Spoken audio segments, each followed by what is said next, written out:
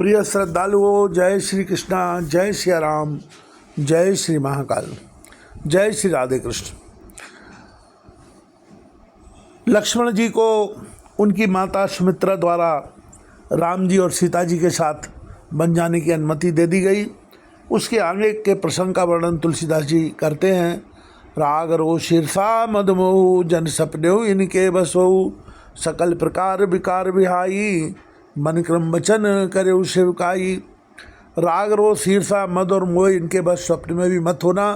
सब प्रकार के विकारों का त्याग कर मन वचन और कर्म से श्री सीताराम जी की सेवा करना।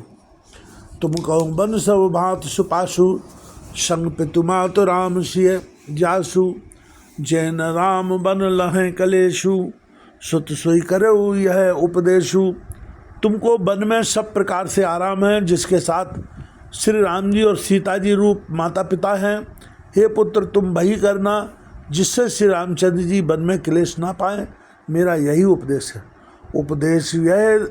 उपदेश यह जय तात तुमरे राम से सुख पावही पितुमात प्रिय परिवार पुर सुख सुरति बन बिसरावही। तुलसी प्रभु सुख दे आशीष दीन पुन आशीष दई रति हो अविरल अमल से रघुवीर पद नित नई नई। हे तात, मेरा यही उपदेश है, अर्थात तुम वही करना जिससे वन में तुम्हारे कारण श्री राम जी और सीता जी सुख पावे और पिता माता प्रिय परिवार तथा नगर के सुखों की याद भूल जाए। तुलसीदास जी कहते हैं कि सुमित्रा जी ने इस प्रकार हमारे प्रभु श्री लक्ष्मण जी को शिक्षा देकर बन जाने की आज्ञा दी और फिर यह आशीर्वाद दिया कि श्री सीता जी और रघुवीर जी के चरणों में तुम्हारा निर्मल निष्काम और अनन्य एवं प्रगाढ़ प्रेम नित नया नया हो। मातु चरण सिर नाय चले तुरंत शंकित हृदय बाग और विषम तोराय मनहु भाग मृग भाग वश। माता के चरणों में सिर नवाकर हृदय में डरते हुए कि अब कोई भी विघ्न न आ जाए, लक्ष्मण जी तुरंत इस तरह चले जैसे सौभाग्यवश कोई हिरन कठिन फंदे को तोड़कर भाग निकला हो। गए लखन जय जानकी नाथु भे मन मुदित पाए प्रिय साथु बंद राम से चरण सुहाए चले संग नृप मंदिर आए। लक्ष्मण जी वहाँ गए जहाँ श्री जानकी जी थे और प्रिय का साथ पाकर बड़े ही प्रसन्न हुए। श्री राम जी और सीता जी के सुंदर चरणों की वंदना करके वे उनके साथ चले और राजभवन में आए। कहें परस्पर पुर नर नारी बल बनाई विधिवात बिगारी तन कृष्ण मन दुख बदन मलीने विकल मनो माखी मधु छीने। नगर के स्त्री पुरुष आपस में कह रहे हैं कि विधाता ने खूब बनाकर बात बिगाड़ी। उनके शरीर दुबले, मन दुखी और मुख उदास हो रहे हैं। वे ऐसे व्याकुल हैं जैसे शहद छीन लिए जाने पर शहद की मक्खियाँ व्याकुल हो। कर्मी जय सिर धुन पछताई जन बिन पंख भी अकुलाई बही बड़ भीर भूप दरबारा बरन न जाए विषादु अपारा। सब हाथ मल रहे हैं और सिर धुनकर पीट कर पछता रहे हैं, मानो किसी पंख के पक्षी व्याकुल हो रहे हों। राजद्वार पर बड़ी भीड़ हो रही है, अपार विषाद का वर्णन नहीं किया जा सकता। सचिव पठाए राव बैठा रे कई प्रिय बचन राम पगुधारे सिय संगमेत दो तनय निहारी व्याकुल भयो भूमि पतवारी। श्री रामचंद्र जी पधारे हैं, वे प्रिय वचन कहकर मंत्री ने राजा को उठाकर बैठाया। सीता सहित दोनों पुत्रों को वन के लिए तैयार देखकर राजा बहुत व्याकुल हुए। सिय सहित सुत सुबग दो देख देख अकुलाए 12 बार सने बस राहुले उर्लाए। सीता जी सहित दोनों सुंदर पुत्रों को देख देख कर राजा अकुलाते हैं और स्नेह बस बारंबार उन्हें हृदय से लगा लेते हैं। सकय न बोल विकल नर नाहु शोक जनित उर्दारंदाहु नाय शीश पद अति अनुरागा उठ रघुवीर विदा तब मांगा। राजा व्याकुल है, बोल नहीं सकते, हृदय में शोक से उत्पन्न हुआ भयानक संताप है। तब रघुकुल के वीर श्री रामचंद्र जी ने अत्यंत प्रेम से चरणों में सिर दबाकर उठाकर विदा मांगी। वे तो आशीष आयुष मोह दीजे हर समय विस्मय मत कत कीजे तात किए प्रिय प्रेम प्रमादु जस जग जाए होए अपवादु। हे पिताजी, मुझे आशीर्वाद और आज्ञा दीजिए। हर्ष के समय आप शोक क्यों कर रहे हैं?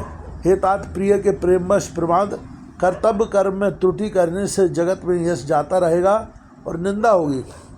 सुन सने बस उठ नर नाहा, बैठा रे रघुपति गए बाहा। सुनो तात तुम कहो मुनि कहीं, राम चराचर नायक अहीं। यह सुनकर स्नेहवश राजा ने उठकर श्री रघुनाथ जी की बाहें पकड़कर उन्हें बैठा लिया और कहा, हे तात सुनो, तुम्हारे लिए मुनि लोग कहते हैं कि श्री राम चराचर के स्वामी हैं। शुभ और अशुभ कर्म अनुहारी, ईश दे फल हृदय विचारी।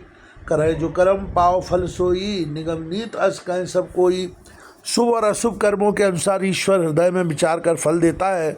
जो कर्म करता है वही फल पाता है, ऐसी वेद की नीति है, यह सब कोई कहते हैं। और करे अपराध को और पाओ फल भोग, अति विचित्र भगवंत गति, हो जग जाने जोग। किंतु इस अवसर पर तो इसके विपरीत हो रहा है। अपराध तो कोई और ही करे और उसके फल का भोग कोई और ही पावे। भगवान की लीला बड़ी ही विचित्र है, उसे जानने योग्य जगत में कौन है। राय राम राखन हित लागी, बहुत उपाय किए छल त्यागी। लखी राम रुख रहत न जाने, धर्म धुरंधर धीर शयाने। राजा ने इस प्रकार श्री रामचंद्र जी को रखने के लिए छल छोड़कर बहुत से उपाय किए, पर जब उन्होंने धर्म धुरंधर धीर और बुद्धिमान श्री राम जी का रुख देख लिया और वे रहते हुए न जान पड़े, तब नृपसिय लाए और लीनी, अतिहित बहुत भांत सिख दीनी। कहे बन के दुख दुसह सुनाए, सास ससुर पितु सुख समझाए। तब राजा ने सीता जी को हृदय से लगा लिया और बड़े प्रेम से बहुत प्रकार की शिक्षा दी।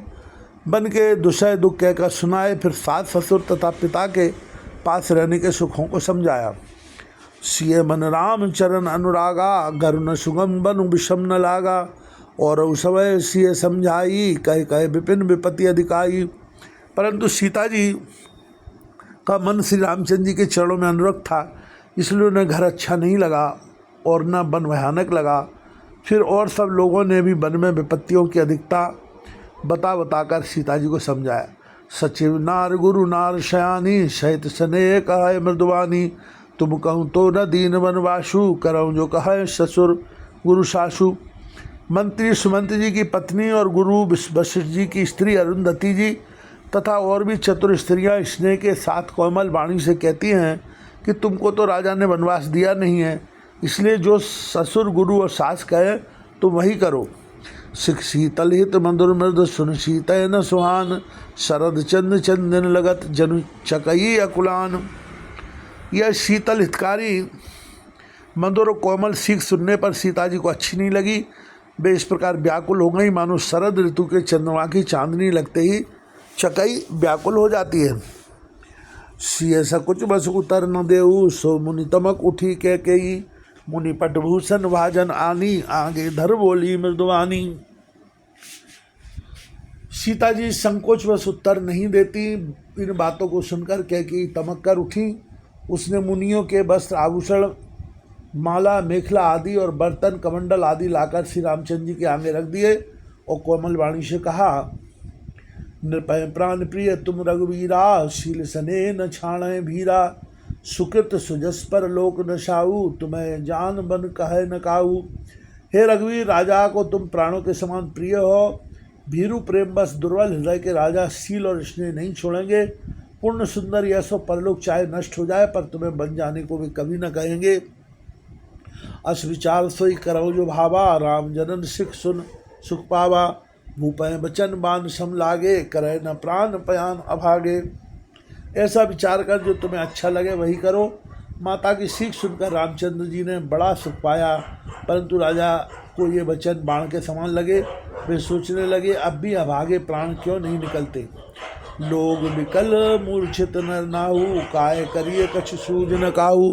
राम तुरत मुनि वेश बनाई, चले जनक जन ने सिरनाई। राजा मूर्छित हो गए, लोग व्याकुल हैं, किसी को कुछ सूझ नहीं पड़ता है कि क्या करें। श्री रामचंद्र जी तुरंत मुनि का वेश बनाकर और माता पिता को सिर नवाकर चल दिए। सजबान साज सज बन साज समाज, सब बनिता बंधु समेत। बंद विप्र गुरु चरण प्रभु चले, कर समय अचेत। बन का सब साज सामान सजकर वन के लिए आवश्यक वस्तुओं को साथ लेकर श्री रामचंद्र जी, स्त्री सीता जी और भाई लक्ष्मण जी सहित विप्र और गुरु के चरणों की वंदना करके सबको अचेत करके चले। श्री सद्गुरुदेव भगवान की जय हो।